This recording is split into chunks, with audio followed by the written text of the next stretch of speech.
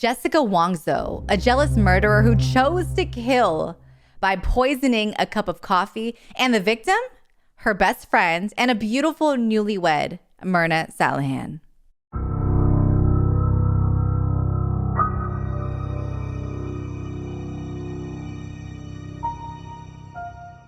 I do want to give a little background on myself because this is my first video on this channel. I've just always been really, fascinated with this kind of stuff, just really into murder documentaries and serial killers and learning what goes through their mind and why do they do this and the events leading up. I love seeing evidence from cases and crime scene photos. Now, obviously, based on the crime, I'll either be able to show things like that here on this channel or not if it is too much. Again, I'll just be using my best judgment on that because none of these videos, this one or any of my future ones here on Truly Unhinged, is meant to shock you, the viewers. These videos are not meant to mock anyone or these cases or to disrespect the victims or their families and loved ones. This is purely for educational purposes, and all of the information in this video is public information found either on the internet or, in this case, on Netflix. So with that being said, let's get into it.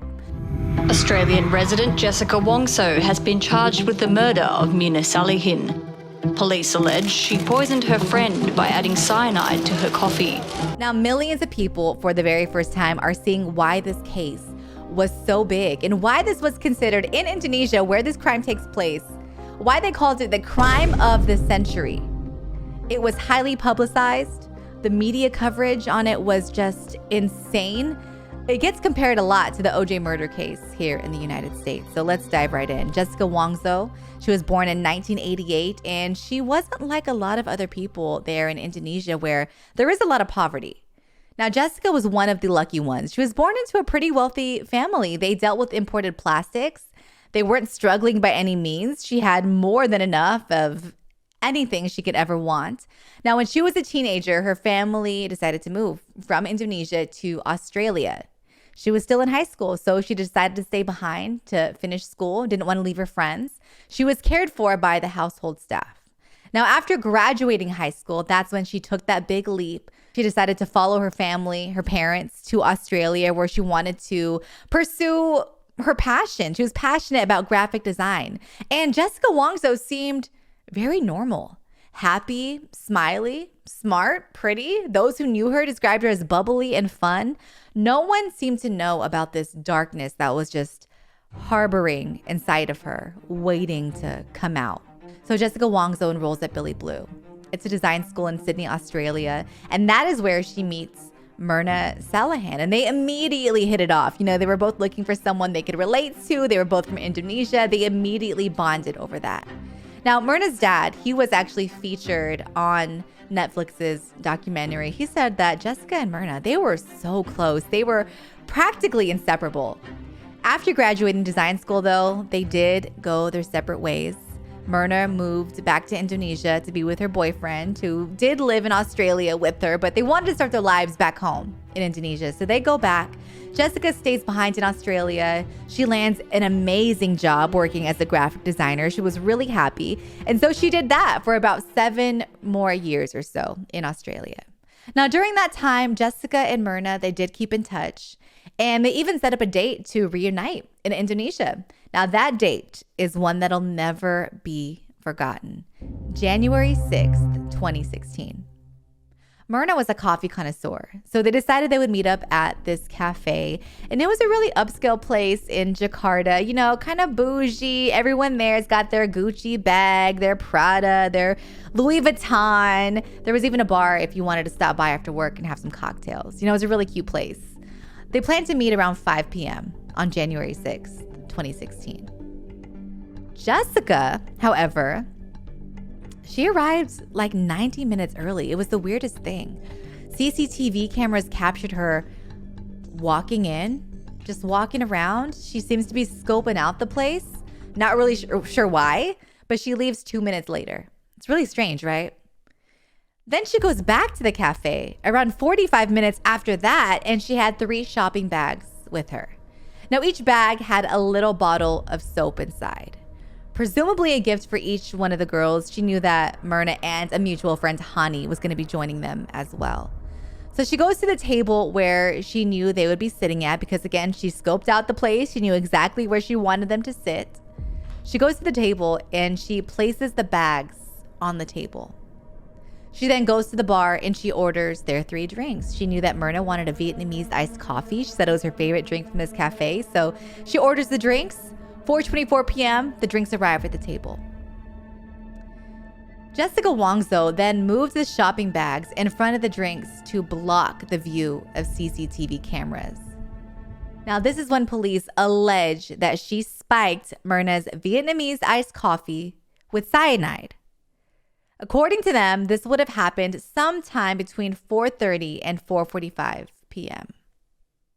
And then Jessica sits back and she waits. The deed is done.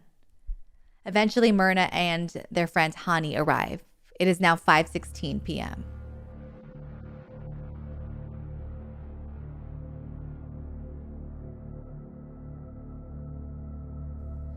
They sit down at the table, and within seconds, Mirna takes a sip of her Vietnamese iced coffee. She couldn't wait. It's her favorite drink.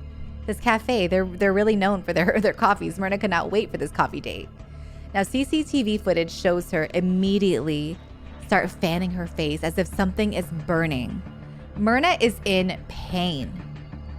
She starts convulsing. She's foaming at the mouth. Mirna cannot breathe. And then her head just falls backwards. At this point, it is total chaos in the cafe. People are screaming. Cafe staff rush over to help. How would you react if this was happening to your friend right before your very eyes? You might freeze up for a second. You might be frantic, screaming, scared you might lose her. Eventually, you're going to come to and you're going to do everything you can to help. You might be yelling for paramedics. You might be trying to pick her head back up to help her breathe. You might be slapping her to get her to wake up. Jessica Wongso, however, was silent. She stood still and she was very slow to react. She just watched. Many thought that was very suspicious behavior. Jessica Wongso then turned on cafe staff and she demanded to know what they put in Mirna's drink. Now, how was Jessica so sure that there was something put in her drink? It's very suspicious, right?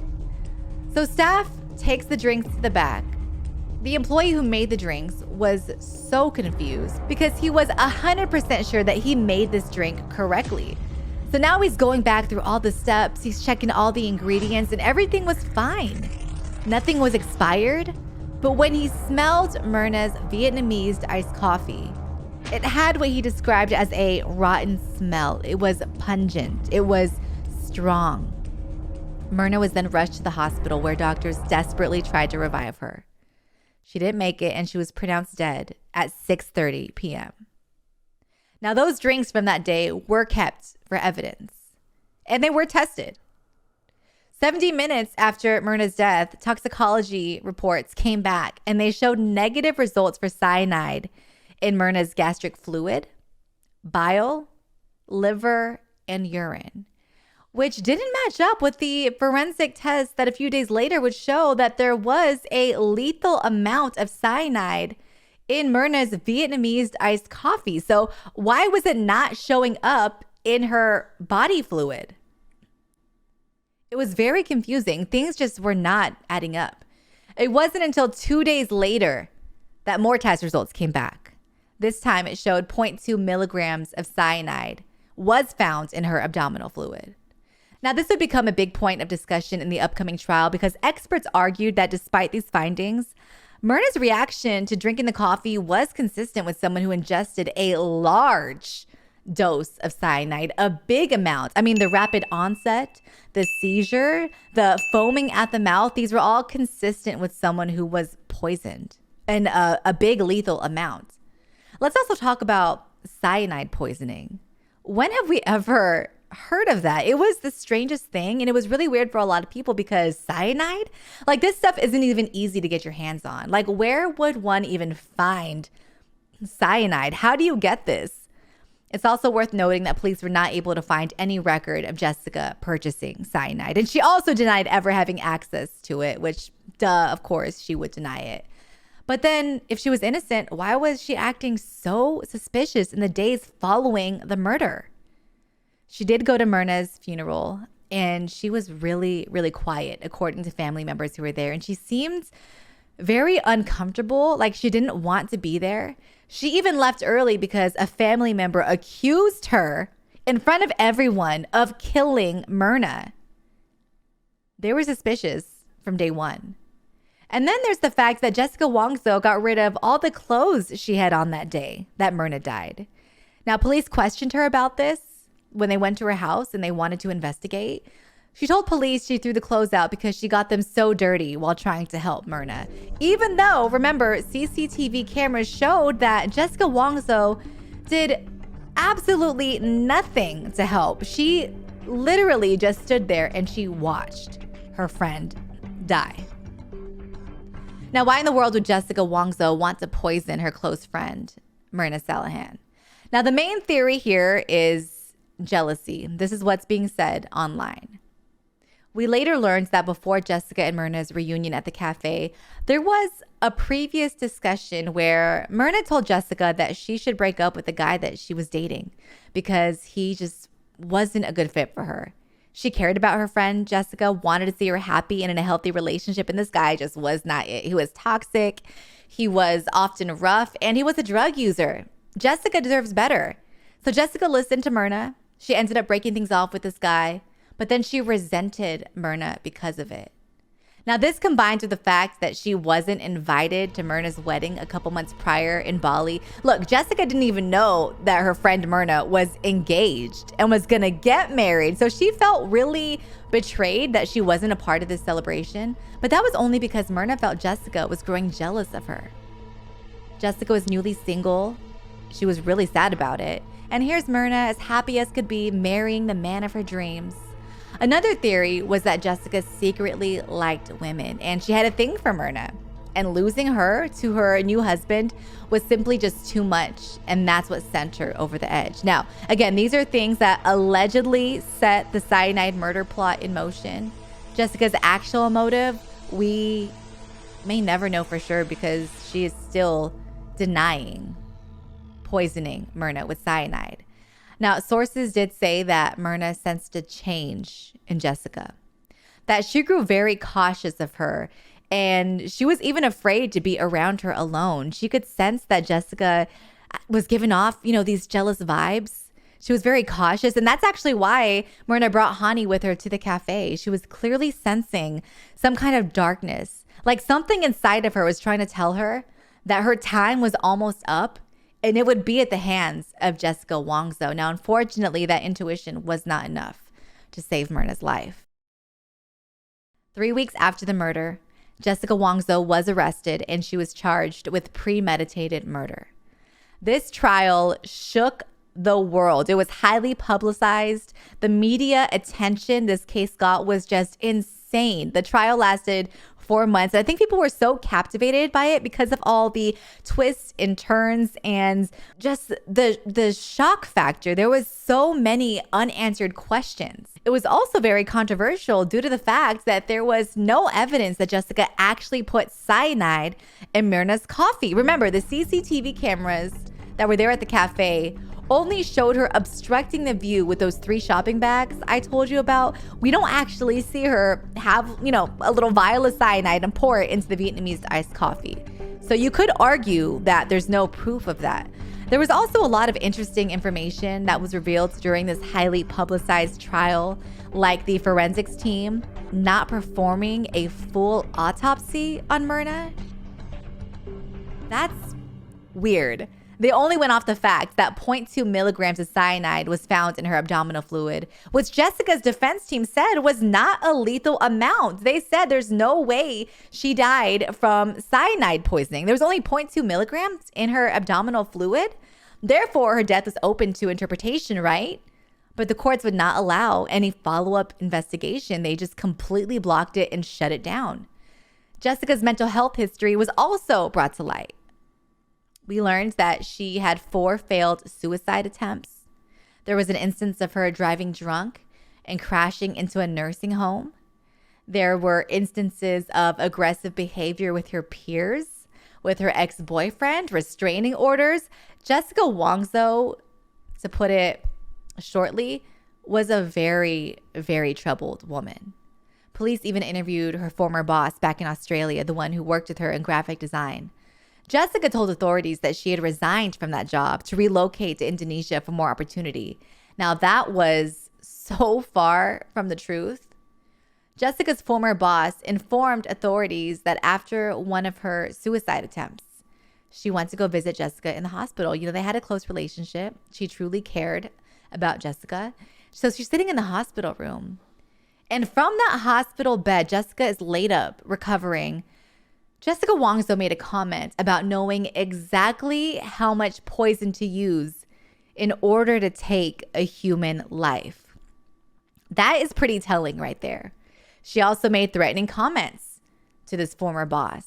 And she showed zero remorse after almost killing someone at this nursing home that she drunkenly drove into.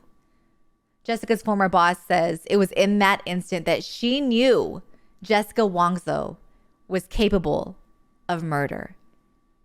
And she was still shocked when she saw it unfold on the news. In the courtroom during the trial, Jessica denied all the charges brought against her. She claimed that she had no memory of key details from that day, January 6th, 2016. And again, Jessica showed very little emotion about the entire case.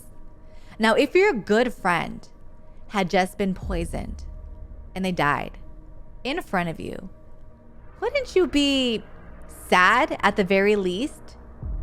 Jessica was different. Cameras captured her smiling. She was even laughing when she was asked if she poisoned Mirna's iced coffee. Can you explain the cyanide in the drink? Do you think? No, I have no idea. Did you put it there? No, of course not. Okay, well, I hope your trial is a fair one. Her behavior was just so bizarre, and everyone was watching for that reason. The movements of her eyebrows, her eyes, her lips. Prosecution called her an evil mastermind because she was just so emotionless. They had body language experts examining her. She wasn't in the right mind. In the end, Jessica was found guilty of first-degree murder and she was sentenced to 20 years. Now, even after her sentencing, she still didn't cry. She didn't show any remorse, and she seemed oddly calm about everything that was going on around her. In Indonesia, the punishment for premeditated murder is the death penalty. However, because Jessica was and still is a permanent Australian resident, they ended up striking a deal with Australian federal police and they exempted her from the death penalty, which means she's going to be serving out her sentence behind bars in Indonesia, where she still remains today. Jessica Wongso has filed multiple appeals, just one after the other, because she is still maintaining that she is innocent. All of these appeals went nowhere. They were quickly denied. Now, in the Netflix documentary, Ice Cold Murder, Coffee, and Jessica Wongso, they do raise a really interesting question. Why was the prosecution in this case so hell-bent on locking up Jessica Wongso without the proper evidence? It almost seems like they just wouldn't take no for an answer. I mean, they denied the defense team of a full investigation. They sent Jessica to prison without actual physical evidence that she put the cyanide in Mirna's coffee. Now, many would argue it could have been a power play by police. What would be the motive behind that? I have no idea. But it is also interesting that Netflix did try to interview Jessica from prison for this documentary. But before they could get anything out of her, and they had her right there in front of cameras, but then police intervened and they shut down the interview. It's just all these things that were pointed out in this new documentary that are very, very eyebrow raising. They had an expert there in the courtroom who said the cyanide found in Mirna's body wasn't even enough to be life-threatening. There was talk of evidence tampering. The drinks that they kept for evidence, the seals were broken. It's just so mind-boggling to the point that I don't know what to believe anymore. And this is coming from someone who fully believed that Jessica was guilty in the beginning. I'm not saying she's innocent. I don't have the answers, but I 100% believed that she was guilty until after watching this documentary. So I am really curious to know how you guys are feeling about this. Do you think that Jessica did it? Did she poison her friend, Mirna Salihin, or was she framed? And why do you think she was framed, if that's your opinion? Also, does your opinion change a little after finding out that she is probably suffering from some type of mental illness? You can let me know any thoughts or comments you have down in the comment section of this video. And if you still have not gone to Netflix to watch the documentary, again, it's Ice Cold Murder, Coffee, and Jessica Wongso. Please, please, please go watch and then let me know your thoughts right here on Truly Unhinged. Thanks for watching, guys.